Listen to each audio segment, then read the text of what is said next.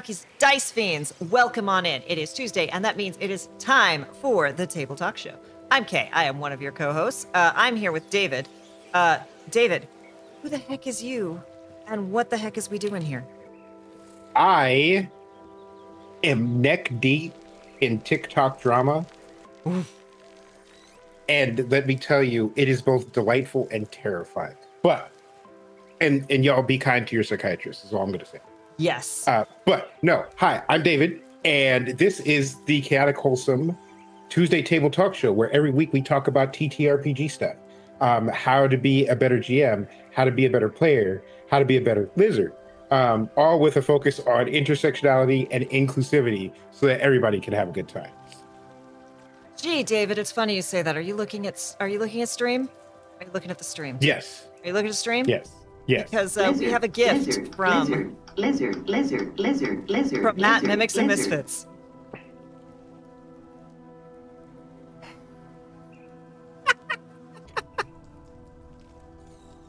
We have a lizard now. You can lizard, y'all. Oh my God. Hey, Tino Tails, thank you so much for the follow.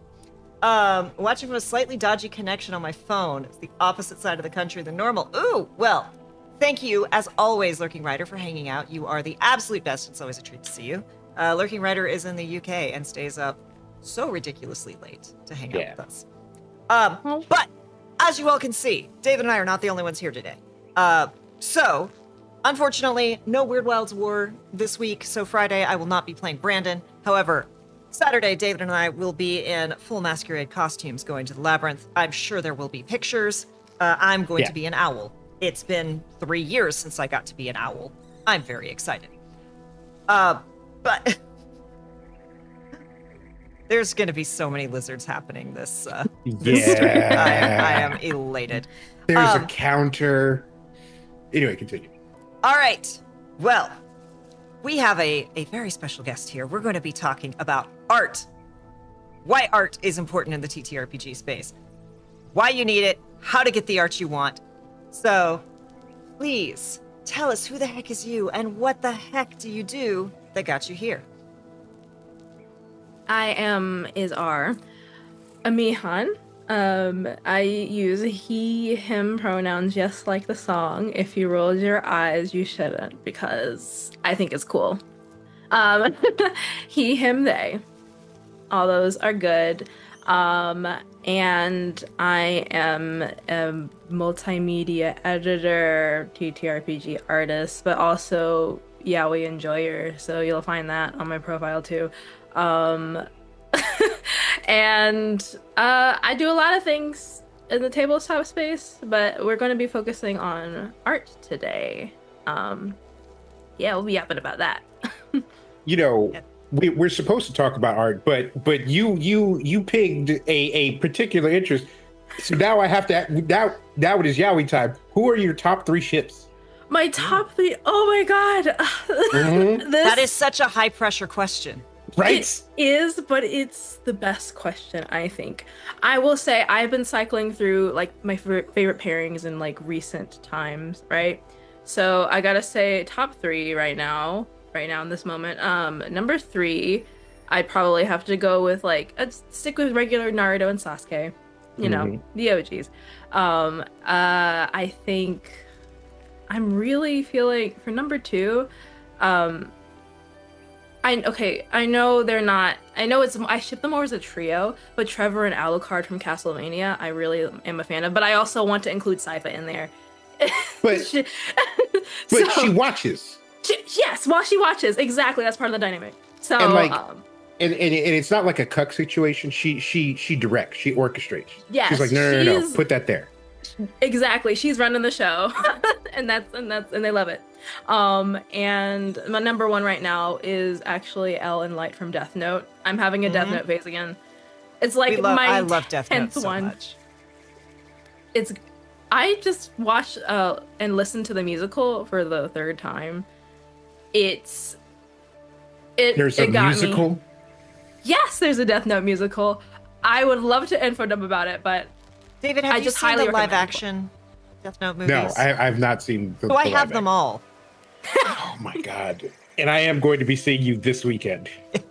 I mean, this weekend we have to watch Labyrinth, though. True. Well, True. But yes. yes, There is a Death Note musical, and yeah, Ellen Light, my number one yaoi pairing right now. There you My go. one piece of Death Note trivia, my one piece of Death Note trivia is every time I see someone cosplay the girl, I am reminded that there's a woman in Death Note. It's like, Poor Misa it's like, oh, Misa. jump Like, scare. oh, Wait, there's a Misa. woman here. Misa is that poor thing. I know. I feel so bad for her. She deserves better. So much She better. does. She does. I have my ships are pretty well on Right. display. Though I've got a lot. I need a Excellent, good I Essex see. statue because that's gotta Oh, be the Caleb trio. and Essek and okay. I can yap about that later, but like, I shipped like Molly Mock and Caleb were like, because narrative foils are my weakness. yes. Right? And it's like Mhm. the one burnt by fire, the one who's resistant to fire, the man who can't remember, the man who can't forget. Right? It was like, and then in the end, Essek, and I'm like, well, yes, but also. Yeah. Yeah, I'm excited for the new animated series to kind of reignite that in me Yes. because I will be all up and through that. Because Mighty Nine was my gateway. Mhm, They're still mhm. my favorite. They're still my Yeah. they're still my crew. Same here. Let's see. Top three ships: Captain Holt and Kevin Costner, Gomez and Mhm. Morticia Adams, and the Enterprise. Okay. So again, we've unlocked because I was sitting here and I'm like, okay, what would my male ships be? And my first thought was Lieutenant Commander Data and Lieutenant Commander Geordi LaForge. Yes, this is the correct answer. Because Geordi is straight, but he's also lonely and a bottom. I don't know Data that is Geordi's straight. He actively pursued women poorly. Okay, how much of that is beard though? Like, Fair. I know that in the future, right, it's totally cool to be gay, but at the time that was being recorded, no. Also, it's canon that he has multiple children. So he does like do it with the lady at some How point. many straight men, or how many gay men do I know that have children? Also very, very fair. However, but hear me out. He's lonely and he's a bottom. And Data is at best a service top. Mm-hmm. And we know that from his escapades with Tasha and from his escapades with the Borg Queen, that he's equipped to deliver quality pipe. So you can't tell me that Data didn't go at some point, hey, I'm reading about human sexuality. I've banged a chick. Geordi, get in here. And Geordi's like, well, if it's for research, and then loved it. But look, we cannot ignore the canon, the sacred ship of Picard and Q. Look, Q is the brattiest bottom. Uh-huh. Oh my God. Uh-huh. And a spicy take, but I'd argue that he liked Janeway more than he liked Picard because Janeway gave him even less room for his bullshit. Janeway was just like, I am not entertaining any of this. Completely fuck off. Fuck all the way up. I did warn you that Star Trek would be a complete derail. You did, and and- I'm here for it. I know 5 things about Star Trek, but I'm here gonna for it. I'm gonna send you. Actually, I don't even say. You just need to go on YouTube and look up "All I Want for Christmas Is Q." all I want for I will do that. It is everything you need to know. Okay. And Julie says, if Data and Geordi aren't a ship, they have a very strong bromance going. And yes, Q is so bratty. But yes, if you have not seen the "All I Want for Christmas Is Q," I sent that to you at one point, David. If you did, I don't recall. It is the song "All I Want for Christmas," but all with actual lines, actual words from the actual. Oh, Oh, that's beautiful. It's And very got good. Hello, 800 Grace kbps. Boyd. Yes. So I'm actually going to use this to. I warned you that I have a history. For those of you who don't know, I have a history with art. I started my career working with artists, actually. And I actually got to interview Stephen S. DeKnight about Pacific Rim 2 on a live stream. And one of the things we discussed is the canon romance between Newton and Herman. And I did that because I was the lead community manager and moderator for DeviantArt for 17 years. Wow. I had no idea. Wow. Respect. Put some respect on your name right now. You're welcome. I'm sorry I together. tried. You're welcome. I'm sorry I tried. Now you see why I was like, no, this has to be an on-air reveal. Because if you don't know... And it's a great you can see why I am confident that I have never flabbered Kay's guests ever. Because the worst of the internet has come across Kay's monitor at work. You are one of God's strongest soldiers. I still cannot watch the Sonic movies. Fandom destroyed that for me. I don't care that Idris Elba is voicing Knuckles. I can't do it. It's unacceptable. Neither Sonic nor Chili Dogs. Just can't do it. No. Oh no. They're apparently making a Homestuck thing, and I'm like, no. Oh, that's no. There's going to be the intersection of probably the world's most toxic fandoms currently. I just say let it rip. You know, it's like. Here's the thing.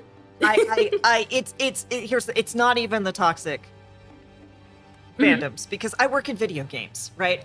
I've dealt with the toxic fandom. The problem is I had to read all of the porno fanfic, at least to the point where I knew it was porno, so I could remove it. And Sonic and Homestuck, worse than the ponies. Worse than bronies. That is huge. That's huge. That is an achievement. Look, all I'm gonna say is Homestuck had, and I quote, buckets of genetic fluid. I heard about Yeah. that. One bucket is too much. Yeah. Yeah, no. Yeah. Yeah. Yes. Wonderful. You have years of experience underneath your belt. You are a veteran. I'm very gray under the purple. But yes, this is why we were like, I want to come talk about art. I'm like, yes, he's coming on and talking about art. Yes. Yes. Because beyond my personal fondness for it, and as I like to reward people I love with art. David knows I've commissioned. I can't commission right now because I just got laid off. But like I've commissioned a lot of artwork of characters.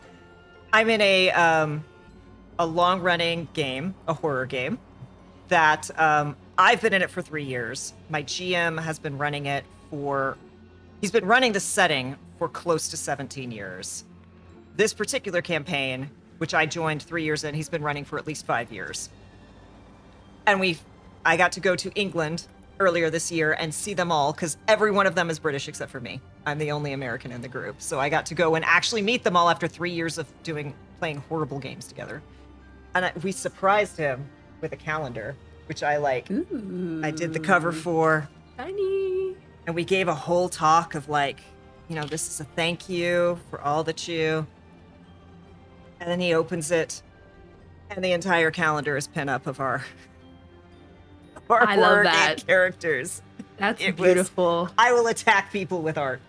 But beyond my personal love for it, is, in case you don't know, we have a lot of people who watch who are wanting to make their own source books, wanting to do their own campaign, wanting to do all this, the APs.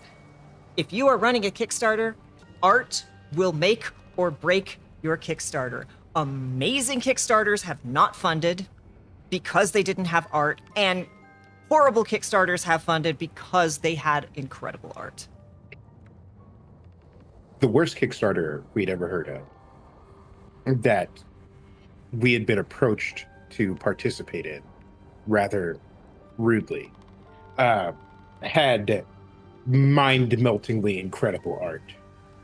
And I was personally so mad that these people were douchebags. Because it's like, you don't deserve art this good.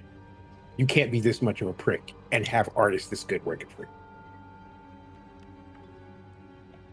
I'm so sorry. Honestly, Yeah. that's just how the cookie crumbles sometimes. Like, they had the money to afford and work with incredible artists, so their thing was funded. And we're happy for them, ish. Are we? Because, I mean, more projects. I mean, I'm happy the artist got work.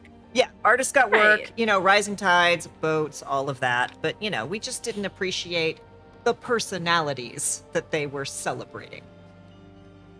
Understood. Yeah.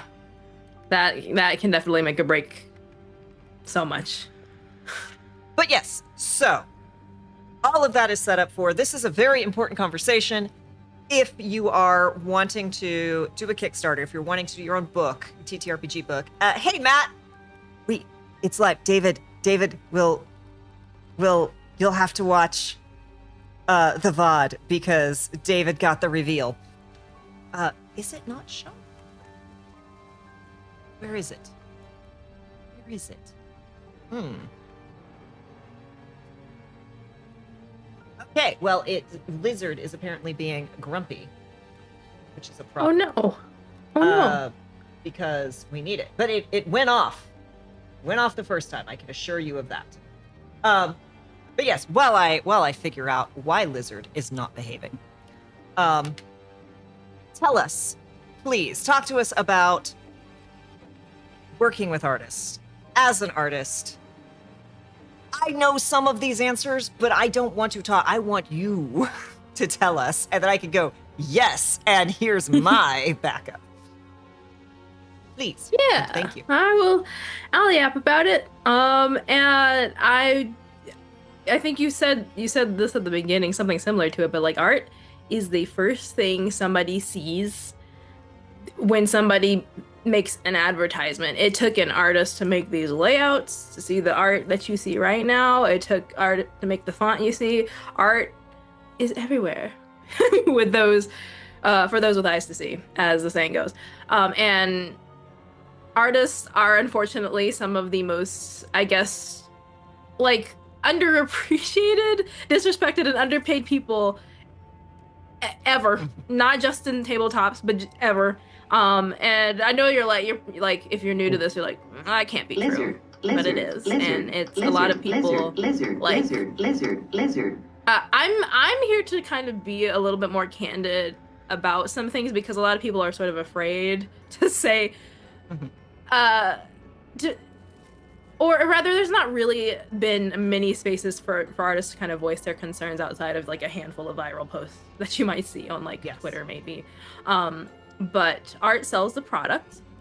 Art is part of marketing, and it is not just the social media strategist that like you need to pay. It is the artist that you need to pay because they're putting together everything that draws in the viewer attention. And that needs to be like a part of your marketing budget. Like, it's not just pay the strategist, it's also pay the artist a living wage. And it can't, I mean, even with just like, not just like, even with supplements, like that's one thing, and then actual plays are a whole another thing. It's just like, it can't be an afterthought at this point because a lot of people are making more artwork for their APs. But that does, like, art and marketing going together often does become an afterthought because most people think that their presence alone can draw in a crowd. And that's not to say that you guys aren't amazing at what you do. It's more to say, like, we have the attention span of, like, a 7th grader nowadays when we're scrolling through our feeds. We're not gonna stop Oh, for every short-form single content text has post. destroyed everything. Yes, and it sucks, and we should actually be doing things to untrain, some of that. I've been trying to do that by like staying away from apps most of the day, but like even then it's like an addiction. It sucks. But in order to adapt, you must understand art's a part of this process. But Lurking Rider yes, says, art. It cost that much because it took me fucking hours. It cost that much because I don't have superpowers. Prescott. exactly. Exactly. Yes. Yes. Artists deserve livable wages. We don't just fart it out of our ass because you say so. But yes. It, Go ahead. just there, the whole argument behind the idea of, I think this work needs to be done, but I don't believe the person doing the work needs to make enough money to live, is completely bonkers to me. Yes. Like the high schooler flipping burgers and putting the fries in the bag deserves a living wage, and not like minimum wage, a living wage, a Yes. thriving wage. Exactly. Like we live in a time of unprecedented abundance. Like I can get 6 different types of international foods that take dozens of hours to prepare delivered to my house at the same time in 30 fucking minutes. Like like my ancestors could never, your ancestors could never. And you're trying to tell me that the people who make those things, or the people who do literally any job that needs doing to keep our civilization functional, including art, don't deserve enough money to get lasagna delivered to their door? Are you kidding? Exactly. 100%. I'm, I could talk about fair wage all day. I mean, that is part of this conversation. But I think in relation to that, like, again, I won't be name dropping anybody. That's not what we do here. But a lot of the smaller tabletop companies out there, or even indie publishers, like, they want this high quality, pristine, polished artwork with like the levels that they would see on Magic the Gathering cards, for example. They would want that. Yes. They would want to do folks to do this for like a fraction of the pay.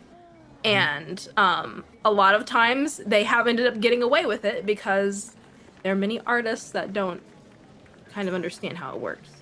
And I was one of those artists once upon a time. I think, like, I mean, there are many artists out there in general that like undersell themselves because they want people to hire them, right? They think that if they can put out quality art for cheaper, they can get more clients, and like this is like a symptom of this industry right now. Just being like just existing in it. I like there's somebody who one of my artist friends in the space, like I really admired, like had at one point lowered the like kept their artwork prices not at non-commercial rates. And if you don't know what that is, I'll just say like there's personal commission work and there's commercial commission work. And personal is like you want to show your friends and get hype about it. It's great. Commercial is like you're doing this to sell a product, or you're doing this for like a show. You're publishing, it's being published and profited from. Yes. So but this artist like didn't charge commercial rates. They went with their personal rates for them because at that point they were getting enough work to kind of sustain themselves, so it didn't matter. But then this company would expect the others, like other artists, to like, and that's unfair, right? And that's an artist oopsie, not like technically a commissioner oopsie. That's an artist thing you should not do. But if at any point you run into one person that's not charging commercial rates for you and they're doing it for you, you should feel bad if you continue to work with them, or you should turn around and be like, hey, no, let me pay you your commercial rates because you deserve to have the like, this needs to be livable. Yeah. But yes. And I know a lot of artists, especially those who are trying to like run the gig gamut through, Blue Sky, independent commissions, where they're like, if I raise my prices, I don't get work. Right. And Right. that sucks because I know some truly incredible artists who are undercharging, but have experienced, well, if I raise my prices $20, I get nothing, right? And that, again, really sucks. I work with, I'm not going to call them out, but I've worked with an incredible artist whom I love and adore, who undercharges. And this artist loves working with me, so has not raised their prices for me, especially because I've given them some batch work. And so I just tip 50%. I'm like, this is actually what you're worth. And if you find an artist, that is genuinely the best way to convince an artist to raise their prices if they deserve it, is like, cool, here's what you've charged me. I'm tipping you. You know, this is what your art should be worth. Here you go. Also, tip your artists. The number of people who don't. My mind is blown by seeing the number of people who don't tip an artist, especially if your artist is giving you a friend deal or not charging enough. Tip, and tip well. And the other really important, really good thing that you could do is I don't know why Lizard is not behaving after the first trigger. Lizard? Lizard, please. Right? Right. Is recommend them to other people. I have a spreadsheet of artists that I've worked with. And I have, these are their general rates. Here's an example. I make notes on like, hey, this person really quick. This person takes a lot of time, but they're worth it, right? This person really open to edits. This person, you commission them, you kind of get what you get. And keep that, because the number of people who are constantly looking for art and the number of people who is not every artist fits every, not every artist fits every project. That's the word I was going for. Yeah. Project. And as someone who was a freelancer who did not charge enough money, my advice is whatever you're charging, charge 50% more than what you're charging right now. And like Kay said, like there are plenty of artists that are like, well, I raise my rates and then I don't give. But if you can, go up, charge more, because not only are people paying you for your time doing what you're doing, like the 1 hour you spend on it, but they're also paying for your administrative overhead. Because at least in my experience, for every hour I spent doing actual work, I spent an hour doing admin and an hour doing advertising and like reaching out to me. And then on top of all of that, they're not paying you for your time, they're paying you for your expertise. But there's another, and then like he was saying, when you charge too little, you make it worse for everybody. But another very key point is, at least in my experience and in many freelancers that I've spoken to, all of your worst pain in the ass clients are the ones that come in when you have a bargain basement rate.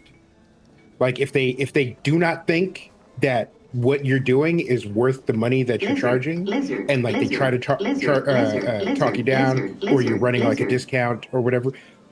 My biggest pain in the ass. So like, I've worked as a freelance editor for many years, and for most of my editing bundles, it's like you get 2 free revisions. And the number of times that I've had like 10, 15 long email chains with people arguing with me that me going over an entire paragraph of like their 2-page thing didn't count as a revision, and that I needed to do more. Like, I spent more time arguing with them about the work that I did for them than the time that I spent doing the work for them. And it would have saved me time to just acquiesce and do whatever, just to get them out of my hair. And me being like a stubborn, petty bastard, I didn't. But yeah, your biggest pain in the ass clients are the ones who will pay you the least. That is true. It is very true. I'm sure all 3 of us have had that experience. My friends have had that experience. Like oh my gosh, they were telling me about a commission that they were working on for somebody. Like they tell me every now and then, but like they were like, this person like bought my like cheapest thing, but won't stop like asking for revisions. I did this thing and they said it looks right, but then when I colored over it, it looks awful. It's wrong. Change it. Do this. Like had to start basically the whole commission all over again, and they didn't even like compensate them for that time that they spent. And then once again, the cheapest thing that they bought, it was just very, it was upsetting to hear and unfortunate, but you know. And one of my friends I worked with at DeviantArt, she's also a working artist. She has other jobs that she did commissions for fun until they stopped being fun. Hey, Raspberry Daz, welcome in. Yes, always put that in your contract. Charge more after a certain number of revisions, please. It's like my friend was commissioned for draw this cute little animal mascot with a bunch of hats, right? He's got a hat on and then a bunch of hats sitting around. She's like, cool, and did it. And then turned in the file, and they're like, oh, we wanted to be able to move all the hats around independently. That's such a much bigger job. Yeah. And I mean, if you tell someone up front, that's not that difficult with layers. You know, if you know, okay, yeah, here's the thing with layers. Here's, you can move, you know, I've done the full background. Right. But if you haven't told them that up front, they've done the shading. They've put the shadows coming off the hats, right? Like, and like, if you find an amazing artist who, especially, and let me be very clear, y'all, I am not saying, if you are doing like batch work with someone, if you are sending someone thousands of dollars and you say after that, like when we did the calendar, we had finished the one of my character, and after we finished the portrait of my character, like the week after it was done, a thing happened in game where they were literally touched by this world's god and have like a thumbprint on their hand. And I reached out to my artist and I'm like, what would it cost? Like, why, Jareth? What's wrong with your life, sir? Sorry, I don't know if the Yowling Cat came through, but Jareth has opinions about this as well. You're fine. Yeah. And I messaged her, Cat Human Art, freaking amazing. Go support her. She's incredible. And I messaged her and I'm like, hey, like, what's the cost to add this? And she's like, oh, that's because she went back and did it. Like, she added the freaking thumbprint right to the hand. And she's like, that's an easy revision. And I'm like, this was done. It was closed. Right. This is work. You closed the Photoshop file and started on the next one.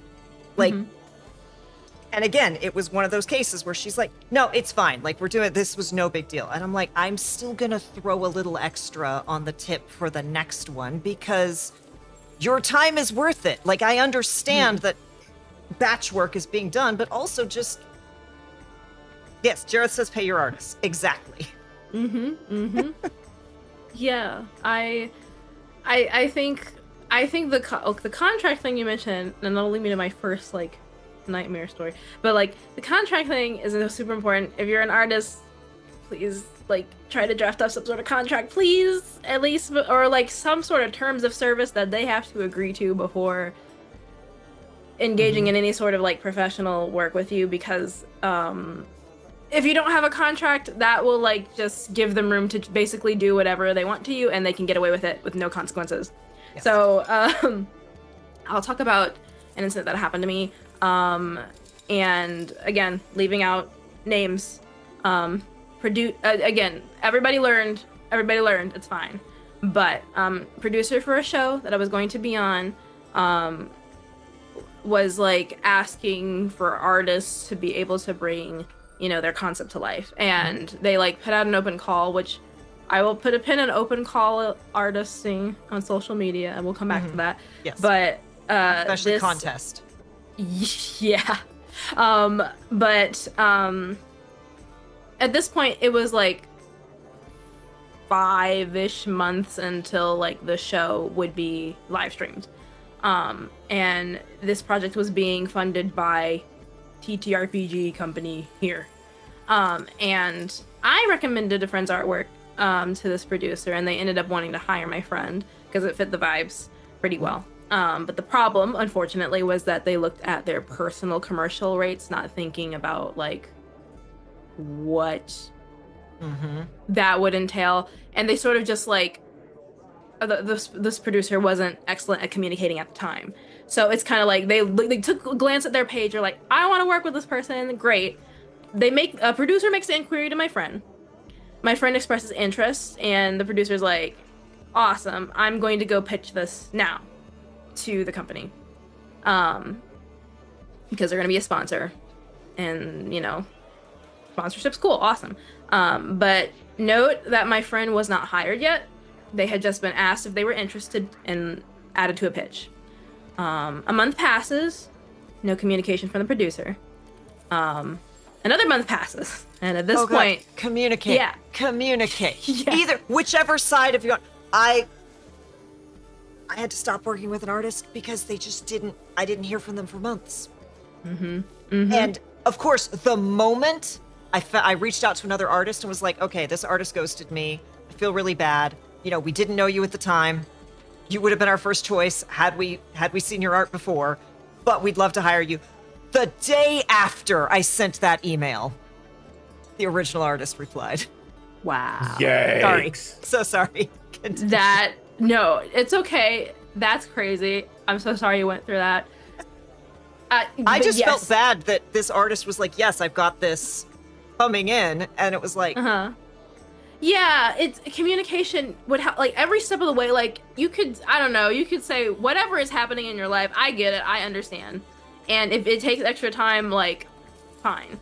Just tell me what's going on so I don't like think that anything bad's happening. I try to do the same thing with all my clients now, because like I'm like, things pop up for me and other gigs pop up and I'm like, hey, this thing came up, I cannot work on this. And they're usually like, that's okay, thanks for telling me. But yes. Anyway, like a month passes, no communication from the producer. Another month passes, and at this point, like my friend's like, did they ghost me? And I was like, I don't know, I thought the project was still happening, like at least on my end. It had been like fully pitched and like approved, at least I thought. But again, no communication, didn't know what was going on. And so at that point, my friend had also like decided to raise their art prices due to needing a livable wage. And they decided to go on vacation because they had been working hard the last 2 months on their other commissions. Pro tip, your artists also have other clientele that they work with, and that's just also going to contribute to the wait time. But yes, near the end of the third month, and then again, it was only 5 months before this thing was scheduled to like premiere, and this is like there you go, near the end of the third month. oh my goodness. So the that's producer, such a tight turnaround. yes, the producer reaches out and is like, "Hi, I'm ready to hire you." And my friend was like getting ready to go on vacation. I was like, "Hey, I can't do this.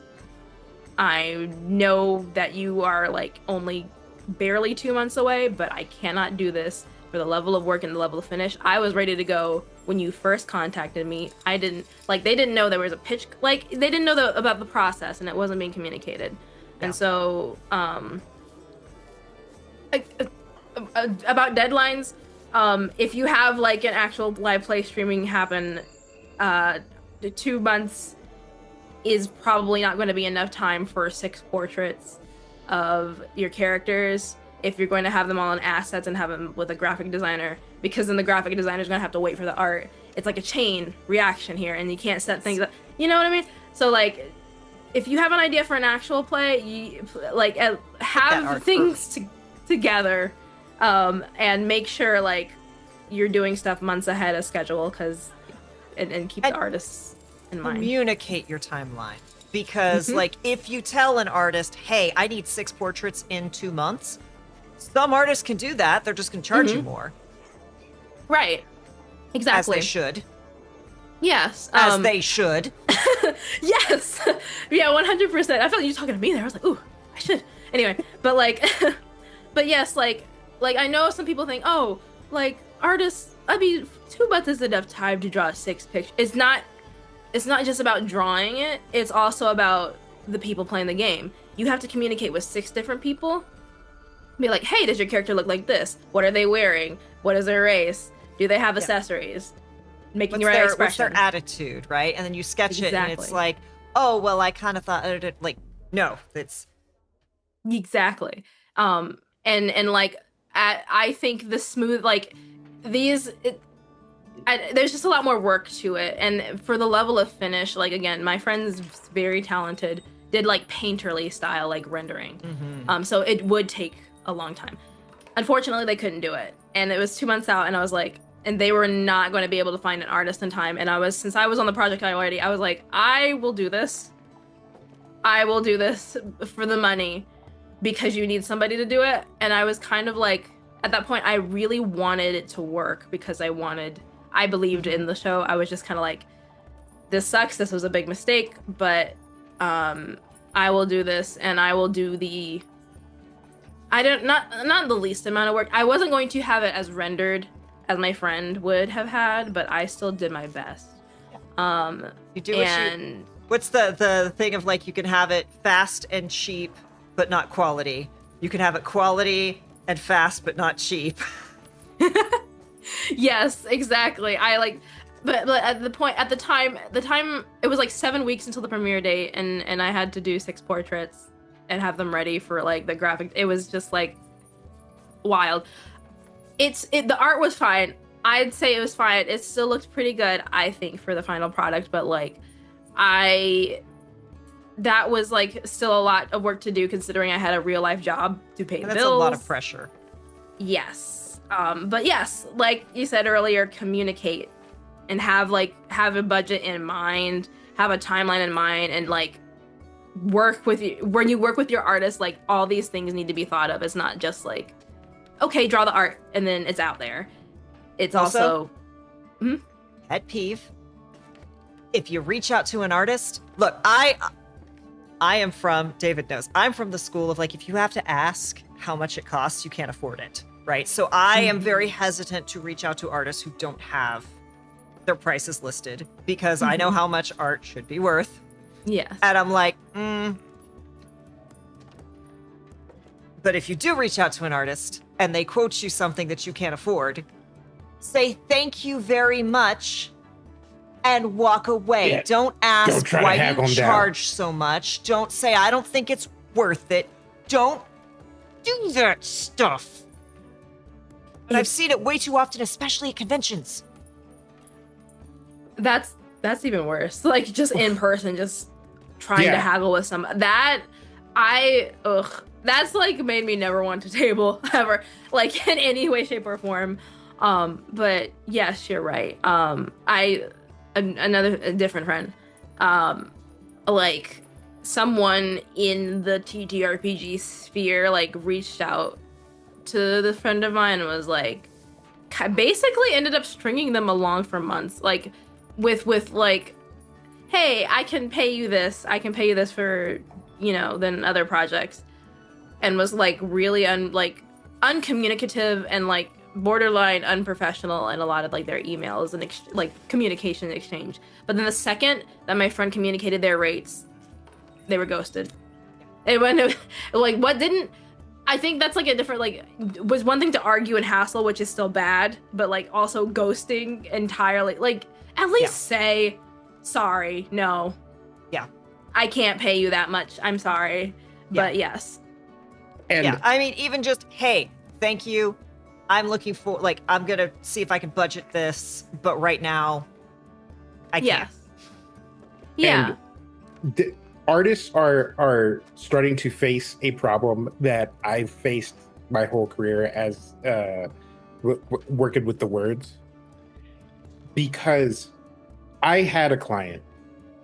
So like my general rule is, if it was under $100, then payment on delivery. If it's over $100, I need half up front, because at least I'm gonna get some money out of this. Yeah. But I did like a $60-something job for someone. And 2 weeks after they were supposed to pay me, I was like, hey, maybe give me the $60. And like many other people, they got into an argument with me because they were like, well, who are you to say that you know the language that I've been speaking my whole life better than I do? And it's like, I'm so tired of trying to convince people that just because you were born speaking a language does not mean that you have the expertise in the language to do the thing that you are doing, especially when what you're trying to do is something technical. Like, a lot of the work I did was basically translating scientist notes from the English that they knew into English that they needed to publish in a journal. And it's like some of the smartest people I've ever read their work were people who did not speak English well, like Taiwanese, Chinese, Indian, Japanese, The more Spanish. brilliant the person, even in their native language, often the less good they Right. are at communicating that, which is why, like, Carl Sagan could explain astrophysics, quantum physics in terms that normal people could understand, and that's a rare combination. And honestly, I preferred working with someone whose English was their second language because they at least respected my expertise.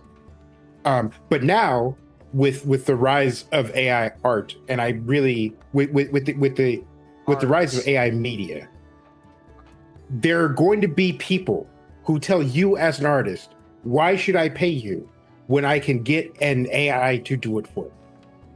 And the answer to that is always, one, you are a dickbag for saying something like that to me. And two, it's not going to be better. Not even a little bit. Nope. What's the wonderful tweet Blue Sky post that's like, all art is made out of either spite or being horny, and Right. an AI Yeah. can be neither. Right. Exactly. I am guess very quickly swap. going to read off a couple things from chat because there's some great comments, and I want like we've been going, and I didn't want to interrupt, Yeah. but like Ms. says, if you think an artist is charging too little, you can pay them more. It's really that simple. Pay them more. Mr. Live Producer says, if it's good enough to use, it's good enough to pay. Raspberry Daz says, I think every commission artist has a stories of bad clients. And then, do y'all have nicknames for repeat clients you don't like? Because boy, do I. And then Tino Tails says, I'm getting PTSD. Oh no. Yeah. I'm so Yeah. sorry. Yeah. I'm sorry. And then Lurking Rider says he's been on the receiving end of people paying more than he charged more than once, and it convinced him to raise his rates. And raised rates got fewer jobs for a while, but then the ones that he got after made up for that deficit. And then one of my favorite stories is Baja Fresh. I don't know how of a California LA thing that is, but it's a CalMex chain that for ages had just coupons galore. And then they basically pulled all their coupons. They realized, oh, people see the prices on the menu and don't think it's worth that because they have so many coupons. So they pulled all the coupons and spending went down. Number of visits went down because people were not coming in with a coupon. But surprise, surprise, after a couple months, it all rebounded. And people paid full menu price because coupons were no longer a thing.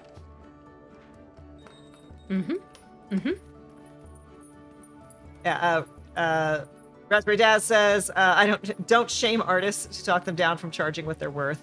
And I have a rule where I don't give the full quality art file until I have the payment. Yes. That's a good. Like, I've worked with so many artists who have, and here's what I want to be clear. It doesn't matter how big the company is. I know people who have been screwed over by movie companies, by comic book companies that And in fact, sometimes it's kind of like the old story of if you worked in video games, everyone wanted to work for Blizzard. Blizzard paid abysmally because everyone went, oh, but I can work at Blizzard. Yeah, it's a nightmare, really. Like, just like I think the use of branding to try and like kind of coerce people into like doing favors, that is also what's tanking. And like we should absolutely call out the folks that do this in industry. Oh, the chat's going off. Yes. Yeah, the clout isn't worth being underpaid and mistreated. Exactly, Raz. I'm like, yes. So I used to do transcription for films, and one of my boss's clients was 20th Century Fox. Well, she worked for every major studio you've heard of. We've done work for, but before Disney bought 20th Century Fox, they owed her $20,000 for over the course of like 6 projects. They sent her a check for $500 and then another check for $100. So she spent about 2 weeks on the phone with people at 20th Century Fox. Oh, and this was the $500 check was 6 months after the $20,000 was due, and then the $100 was a year after it was due. And for people who don't know, like, big company mergers are planned out sometimes years in advance. So like they weren't officially acquired by Disney, but when the go-ahead was given for the acquisition, she didn't get paid her $20,000 until Disney looked at 20th Century Fox's books and went, "Oh, we have to settle these accounts." Like that was the impetus. And it's just like, and it took like 3 years or something like that to get this money out of it. And it's not a company that you've heard of, but we've worked on movies that you have seen. Dozens of movies you have seen. And so like if one of the biggest film companies on the planet can screw over one of their main, and we were still getting work from them the whole time. Like had a $20,000 bill and they're like, by the way, do this $5,000 worth of work. And because they're so powerful, you don't have a choice. You just got to be like, all right, well, I'll do it. And hopefully they'll give me my money eventually. And she still had to pay all of her contractors.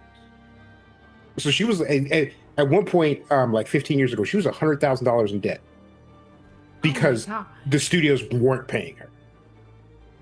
Ugh. Yeah. Slimy shit. I say this every time, and it doesn't matter if it's, we're doing a silly calendar project. It doesn't matter if we're doing an AP. It doesn't matter if it's contracts save friendships. Write the contract so everyone knows who's responsible for what, who pays for what, when it's due. That will, a lot of people go like, no, we're friends, we'll work it out. No, not having that contract.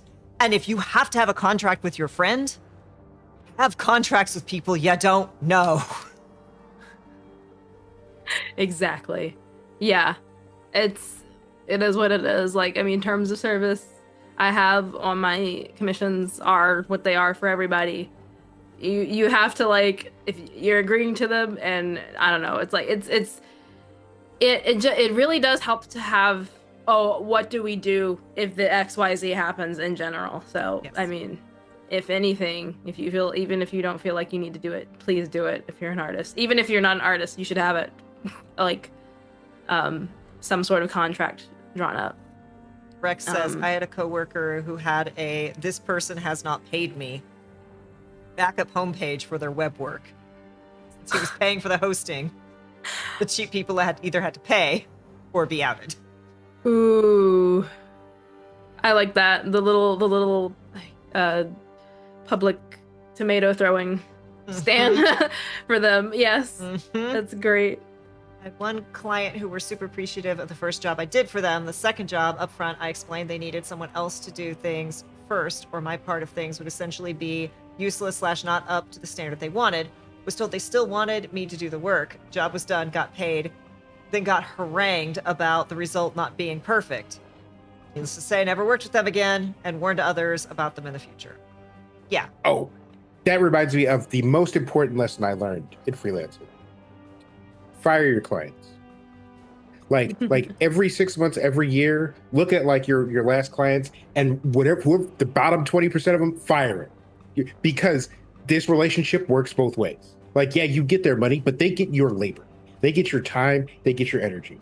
And if you fire your like bottom three worst regulars, or even just your worst customer, then your mental health improves, and you end up working like after like 2 or 3 years, you'll have a stable of people that come to you, pay your rates, don't give you a headache, and are a delight to work with, and who will even be your friends depending on like your relationship with them, instead of half of your docket filled with shitty people.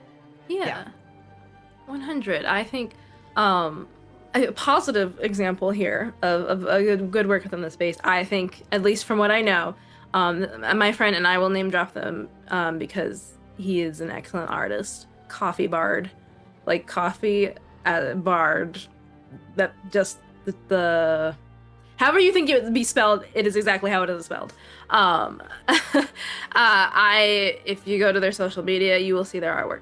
But he is a wonderful artist, and also my bestie. So he recently told me about an experience working for they call themselves published under Solara Books, but he did a lot of the supplement artwork for Kinks and Cantrips, which obviously that's kind of not safe for work, so I won't go too much into detail. And the artwork cannot be shown on the stream, so I won't be be showing it. But now I'm interested. Yes, I absolutely look up Kinks and Cantrips. There's a review for it on YouTube if you need to know more about it. But he did some of the spotlight artwork, which is phenomenal. It's 10 out of 10. And Stellaris Books is a 2-person team. They're a very successful Kickstarter that he said at first, didn't know much about commissioning, but then ended up talking with a bunch of artists and paid all, like, at least on Kenzie's part, that's his name, at least on his part, paid him everything that he asked for, gave him an adequate amount of turnaround time for fulfilling the work, highly communicative, and just overall was wonderful the first time around, and hired him again the second time around because I loved his work so much. And same thing, it's great, it's awesome, and it was just he recently like wrapped up and he's starting to post his work to social media. If you guys want to look at it, again, it's not safe for work, so like don't have anybody hovering over your shoulder. You'd have to lean into the chaotic side of this stream. Yes. But yes, if go to Coffee Bard's page, you can see an example of the artwork and also a link to the book itself. But that it was a good example of like a client and commissioner artwork relationship that I thought I would share, because like it's basically unheard of. But since their Kickstarter was so successful, they managed to have a good budget for their artists. So yippee. Like that is not always the case with successful Kickstarter things. This upsets me very much. Not your story, but this thing. There is a series which I genuinely love. It is one of my favorite book series, and a TTRPG came out for it. And I have not played the TTRPG. I've been told it's excellent. But they're looking for wanting to hire more writers, was going all around social media, and the rate was well below industry standard. After being one of the most successful TTRPG Kickstarters of all time, with a massive, well-known personality and world behind it, it has literally made it so I don't want to play that TTRPG, even though I love the world, I love the characters, I love the story. It hurts. It hurts me physically because pay your people. Mr. Life Producer says he actually had to fire a client earlier in the year, just asking too much that we were not able to deliver. I swear that person went through the 5 stages of grief in one phone call. Oh my god. Ugh, I mean, hey, And the absolute incredulity when you fire someone who just feels super entitled to your time and efforts and peace. They're like, how dare you? And it's like, no. How dare you? How dare you be so fucking annoying? Yes. So, like, when you make, like, I'm doing work, when you make me have double work because you're just, like, you're taking my time. And yes, I will charge you. Raspberry Daz says, question, would you also recommend drafting contracts for volunteer/free work such as designs?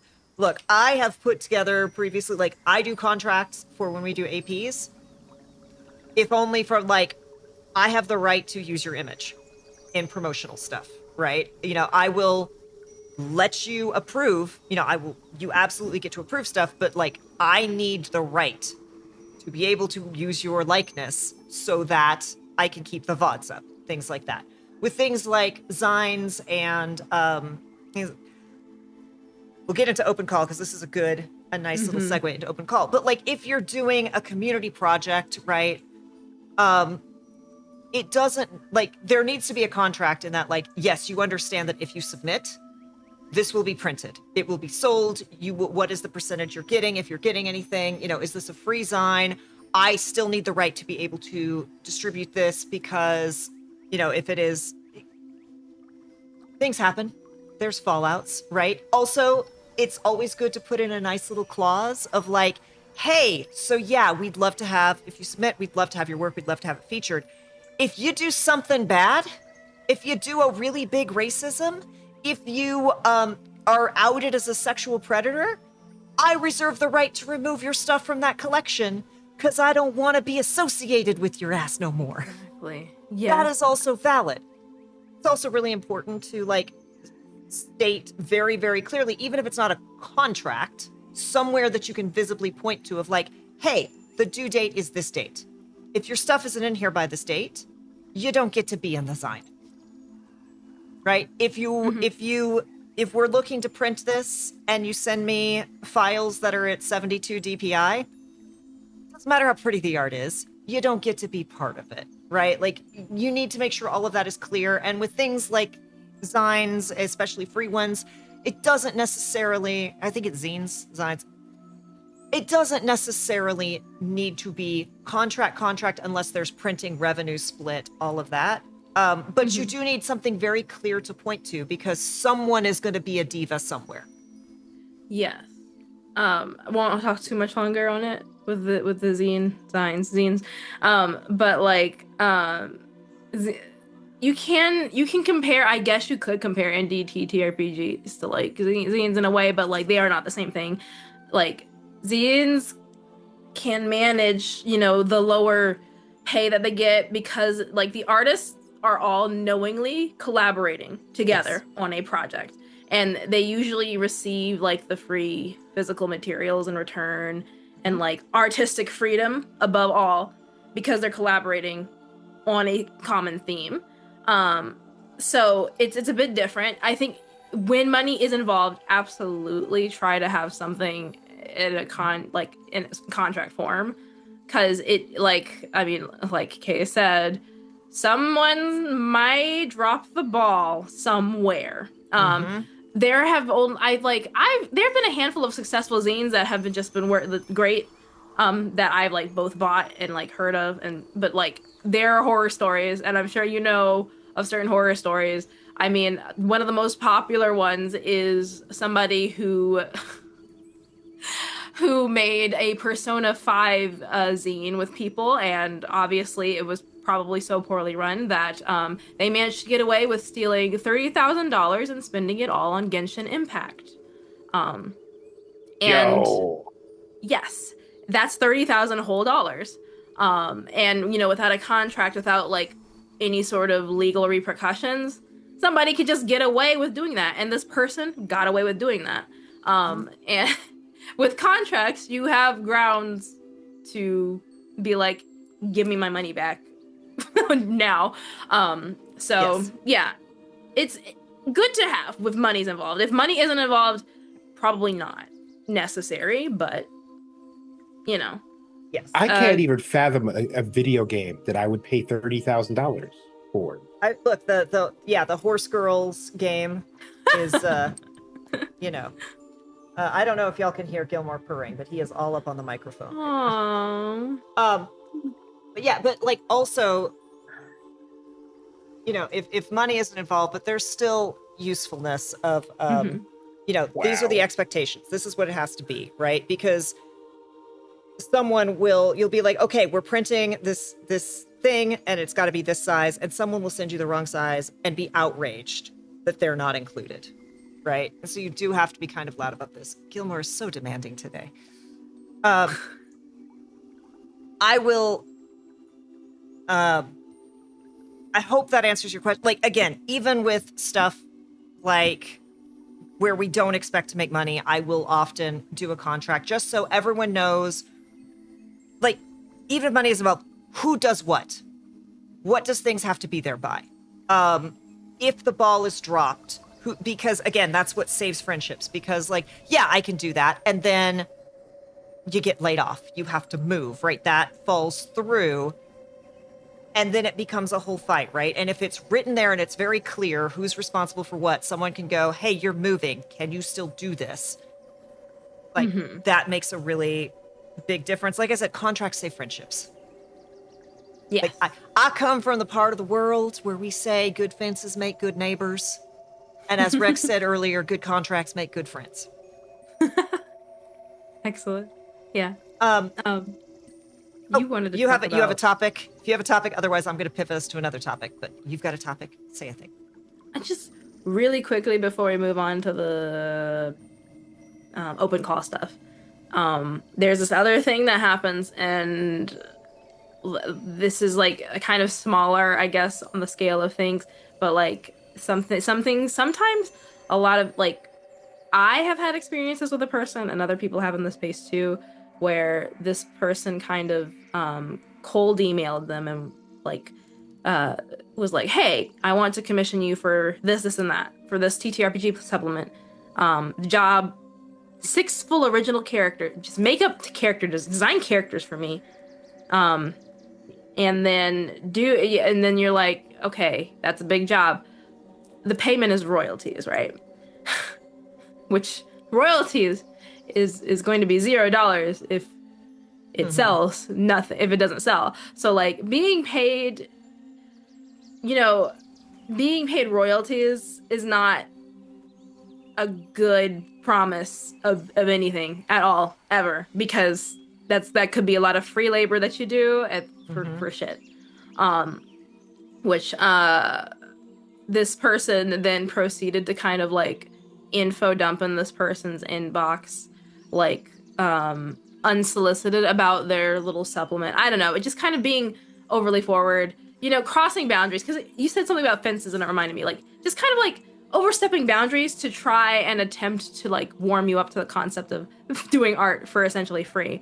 That's also a no-no, because like in general, so there are a lot of people out there who think that if they befriend you, they can get free art from you. Yep. Which that's not going to work. I'm like, it's this person who did this cold emailing and info dumping. They've been making similar requests to like a handful of artists I know, and myself even have a pattern of attempting to just try and like, they're like, hey, I'm inviting you to this thing. Hey, I want you to be a part of this. But like, it's you just, it's not gonna work. We can tell. Like, we can tell you're trying to like create some sort of a relationship to get free artwork. And that's another no-no. That's all. Yes, absolutely. And like, I have had artists in my APs who have turned around and done art of the scenes. We've ran a charity Christmas game where someone in the audience like just did sketches of scenes and was uploading them as we're playing. And I have gone out of my way to include art galleries on the pages. Like, it's like, here is the thing, here's art that was done, here's the person, here's a link to their account. Because if an artist gives you art, it is such a gift. Understand that it is a gift. One of the other things I wanted to make sure I talked about is when we say working with artists, it is timelines. It is communication. It is what does it need to be? What's the size? What is the technical? But also, it is so important. Dave and I talk a lot about one of the best things you can do as a DM is learn when to shut up and let your players do their thing. This is also true with artists.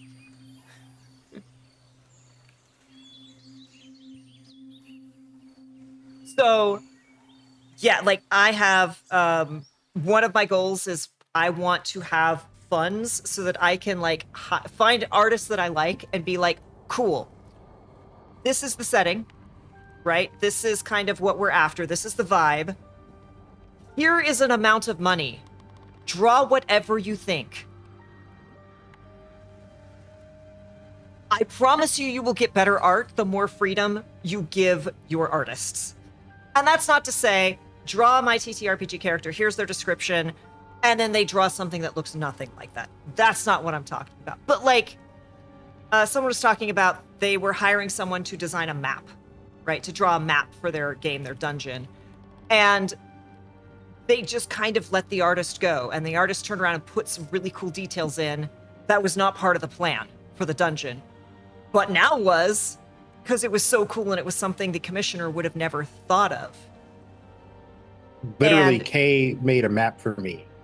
And Kay was like, okay, this part of the map, like, you didn't give me any input here. And it really seemed like it needed a tower here. So I put a tower there. And when I tell you that one of the major plot points of the campaign happens in that fucking tower now.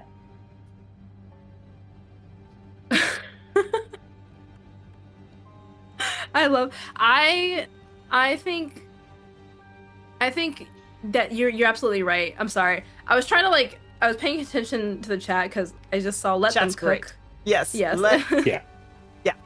When your players are going, DM, shut up. Let them cook, right? Like, now there are times to interrupt your players. Let me be very clear, right? Players could spiral, I had a GM who just anytime, like, would throw stuff at us, and then we'd survive it, and then we'd be trying to, like, process and, like, character bond. And the GM was like, another grenade. And, like, yes, at a certain point you have to throw the grenade, but we never had time to process. So we never, like, it didn't feel Right. good. It didn't flow well. And in much the same way, like, go to an artist, be like, okay, look, especially, like, I often have a very clear idea of what my characters are, right? But I have gone to artists and been like, okay, this is my character. They're a tiefling. Their horns are gone. They hide their tail. Artists have turned around they're like, here's a version with the tail, here's a version without the tail. So you can reveal the tail when it's time. Didn't charge me. It was what they wanted to do, right? Because I just went, here, have fun, right? I very rarely go in and I'm like, draw this character, this pose, this expression, right? I'm like, here's the character. This is kind of their attitude. These are important things about them, right? Have fun. And often most of the notes I end up giving are like, the smile, can you make the smile a little more cocky, right? Because artists get it. Yes. Yes. So, that freedom being on the of- other side of that, is there anything you'd like to, like, elaborate on? Yeah. Like for just like commission work in general or like Yeah, just any experiences, anything you'd like to refute. Because, I haven't been a working artist in a very long time, and then I was a colorist, so I just literally colored within the lines, sometimes out. hey, I mean, yeah, coloring is so much fun. I love it. Like I kind of switch between like the parts of the art phase that I like the best sometimes. Coloring. Is, yeah. But anyways, yes. I think in many such situations like the freedom is good. There's some that it's like the leniency can be like confusing, but it depends on the project. But like I think overall like one of the most recent projects I worked on actually for How to GM Romance, I was given a lot of like freedom from my art director. Like they gave me the prompt, I want a Sharpay Evans slime girl, purple. Do it. And I was like, okay, cool. Let me do that. With Sharpay Evans, that's fun to me. I want to see what I can do with that. And coming up with the concepts for that was a lot of fun. Like, cause I had different ideas on what Sharpay Evans as a slime girl would look like. And so it ended up being what it is in the supplement. It's I don't know when it's coming out. It's still being worked on, but like I was allowed to post it on social media, so I'm talking about it now. But yes, that's like that was like more so that we could bring our artistic flavor onto this project because it's about romancing characters. This was an example of a character you could potentially romance because like in the supplement.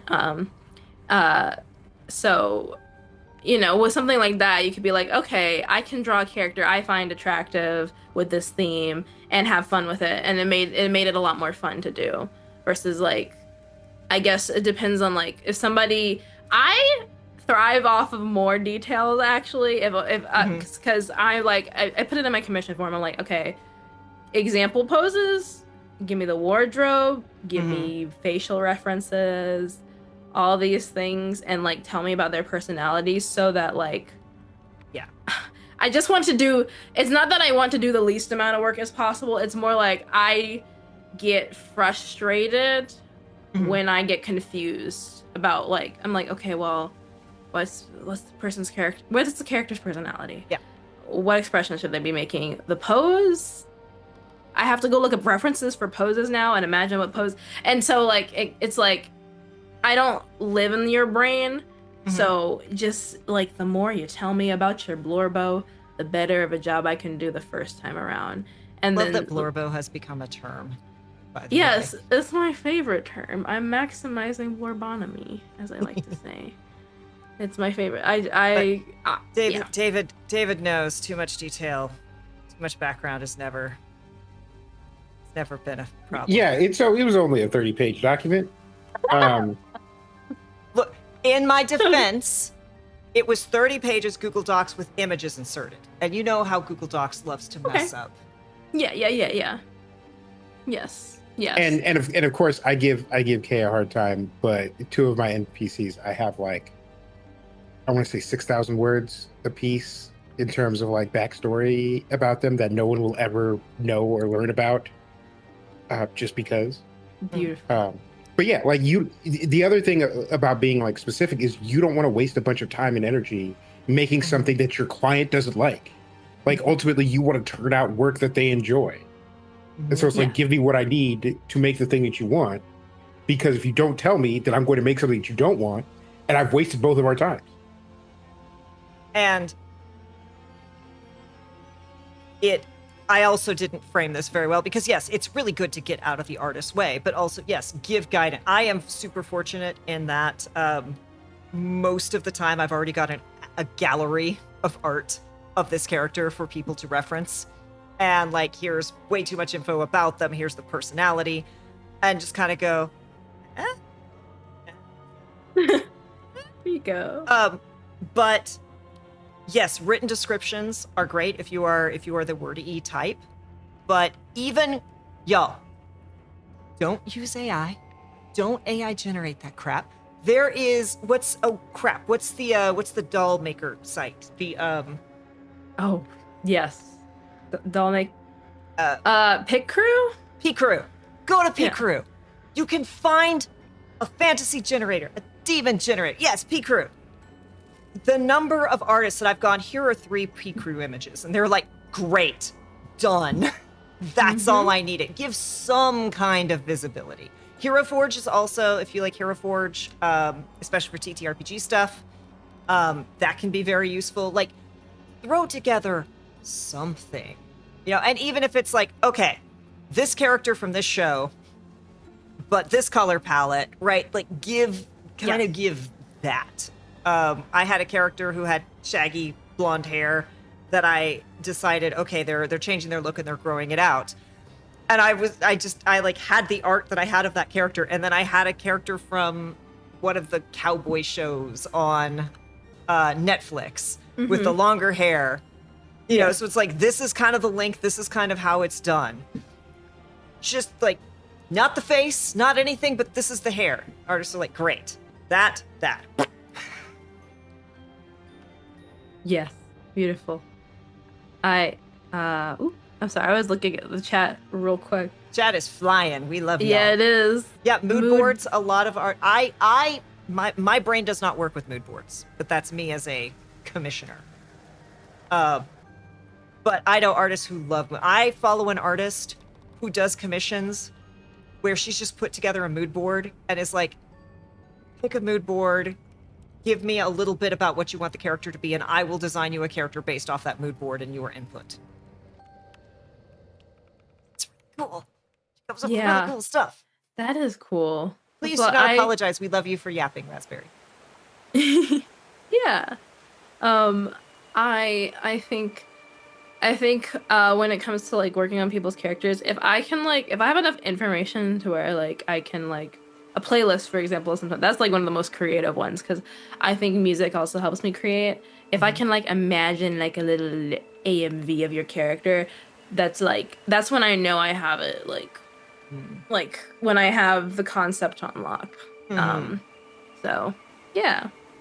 Yeah, Raspberry, either my character playlist has 50 songs or I cannot figure out a single song that would go on this character's playlist. There is no in between. No in between. That's funny. Yeah, 50 songs is like relatable. I will just say that. I have like the public playlist where it's all like, here's 15 to 30 songs. And then there's my playlist, which is just like all the brain rot AUs, all of that. Ooh, yes. AUs, yeah. Yep. 200 songs in one playlist. That's familiar. Yes, we are nearing the end of our time. It has been such a lovely chat. Before we wander away, I do want to say, artists, there are all sorts of companies that will do. Some of them are shady, not all of them are, but there are companies that will be like, enter to have your art in this thing, and if we pick you as a top whatever, then we'll pay you. But you gotta watch those TOS, because a lot of times it's like, by entering, we have the right to use it, full stop. But only the top 3, 4, 5 will get paid. Right. I think Bethesda did that a couple of years ago, where they're like, open art call for this upcoming game that's coming out. And a whole bunch of people submitted. And then they just released a whole bunch of it. And a bunch of people went, hey, we didn't get paid for this. And they're like, well, if you read the fine print, we don't got to pay you for that. Only the winners get paid. Nasty. Yes. Nasty stuff. Like one of the proudest things I did at DeviantArt was for a while we had an editorial section, and I just started for funsies just writing articles about video games that I liked and why I liked them and why they'd lasted, and include just filling them with fan art that was already on the site just to help expose. We had a number of companies, including One Piece and who else? The Tales of Berseria group, who went, we like those articles, can we commission something like that? And we went, yes, however, we will write it, but you have to budget. And what we did was I wrote the articles and then went and found already existing fan art that I loved, reached out to the artists and offered to pay them to be able to include their already pre-made fan art in that article, which they could then go and be like, look, my art, it's part of the canon, right? And that was one of my favorite things. It wasn't a lot. I wish we could have paid them more. But getting paid for art you've already made out of passion from the company that you made it for felt pretty dang good to a lot of people. Yeah. Look, I left DeviantArt while it was still not bad. I have not worked at DeviantArt for many years. I have wonderful memories of what that place used to be. And I'm not going to say too much more than that because I still have friends who work there, and but I have opinions. And most of the OG crew is gone now. Put it that way. Yeah. But yes, anything else you would like to discuss? Anything else we want to talk about before we wrap up here and let you get on with your evening? Yeah, I think really quickly I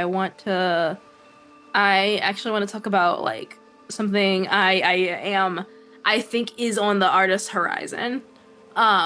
Because this is just a fun fact. Everybody can hear.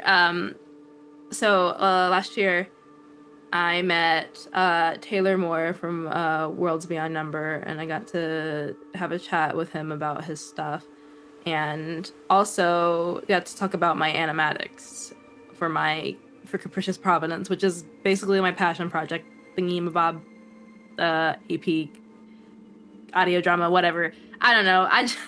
I made that with the intention of making animatics out of it. And I didn't follow up with Taylor afterwards about stuff because stuff was happening in my life.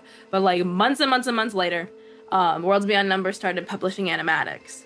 And I was like, I remember that conversation me and Taylor Moore happened. I wonder if like some sort of inspiration had happened based off of our conversation. I can't prove it. I don't know. But like I remember having that discussion with Taylor about it and being excited about it and seeing them do the animatics, and then that combined with people doing animatics for Epic the Musical. Animatics are becoming a thing people want to help promote their thing. And I've been dabbling in that myself because I did one for 5 GMs in a Trench Coat for their most recent season, Beyond the Barrier, and that was a lot of fun. But like that's a whole new monster that's on the horizon, and I'm name dropping animatics here because artists, if you are somebody that wants to get into animating and anime, I like doing that too, and I want to do it, and I'm studying it right now. Look into that because I think that's like the next thing people are going to be looking for. So Raz is correct. Animation is hard, and like yes. The amount of animatics I have watched over and over again of like, there was one in particular that I watched a ton of times from the Mighty Nine, the Respectfully dinner scene. Someone made an animatic out of that whole Respectfully dinner scene, which I'm trying to not spoil one of my favorite moments in Mighty Nine. But the expressions were so like, it was, I just watched it like back to back to back to back to back. It was so well done. But yes, those are my, like, I'm Emergency Power Podcast is being at, it's all done. We're just doing marketing stuff now. And like, as in depth as I can go is like the reactive volume stuff. Cause I'm like, right now it's just me doing this. Animatics are amazing. And again, having good character art will do so, especially if it's an audio only drama. It does so much to help. And animatics, there was a lot of it for Atomless. They occasionally did animatics that were really, really great and just really helped kind of capture all of that. So yes, that scene. Putting visuals to words and audio is so transformative. Exactly. So yes, I think that's a great shout out. Animation is hard, but I can do very, very basic animations. But I have known many an animator, and if you learn animation, your art just gets better because you have to be able to that step by step by step. And whew, is that difficult? I could do it with pixels mostly. My animator advice: don't do an animatic of your favorite song. You will get sick of it. 100%. Yes, yeah. I cannot. Well, it's not that I can't listen to it anymore, but like I did one for Capricious Providence for an Epic the Musical song, and every time I listen to it, it's kind of like a little bit. I get triggered, just a teeny bit, but then it's fine. So yeah. That joke in anime is from Japan. The Canadian equivalent is called anime. Thank you so much for joining us. This was such a delight. If you are not following him, please go follow TheRoseCleric. Check out the card. Are you currently open for commissions? I know I was on card earlier. open for commissions. I am open for commissions. I need to update all my websites and links. I'm sorry, I'm bad about that. But if you check my Blue Sky, I have, or Instagram, wherever it's up there. So, yeah. Go do it. Go do it. Thank you all for the applause. Yes, please, please, please. Aw. Excellent, excellent. David, who the heck is you and what the heck has we been doing here? I am Lizard. Lizard. I am David, and this is, and will be the Chaotic Wholesome Tuesday Table Talk Show, where every week we talk about TTRPG stuff, how to be a better player, how to be a better GM, how to pay your artists, all with a focus on intersectionality and inclusivity, so that everybody can have a good time. Lizard. And okay, I've been your host. Find us here next week. We have another guest next week. No, next week we are freeform. We had a guest but had to reschedule because was a little ambitious with a move. Come back for more Lizard. Thank you again, Matt, for giving us the Lizard. Again, we will not have Weird Wilds War Friday, so I will not be playing Brandon, but 2 weeks, hopefully. Thank you again. Remind us, who the heck is you? What do you do that brought you here? And we're going to put the links in chat, but tell us. Yeah. I'm Amihan. I use the he, him, they pronouns. Yes, him as in the song. And I am an artist, performer, multimedia editor. Won a couple of awards for it. No big deal. Not a big deal at all. Yaoi enjoyer. I like talking about stuff on social media a lot. So definitely follow me there, TheRoseCleric, on any platform. That's it. That's all. Thank you again. We are going to jet away, find someone to raid. As always, y'all, be kind to yourself, be excellent to others, and we will see you next time.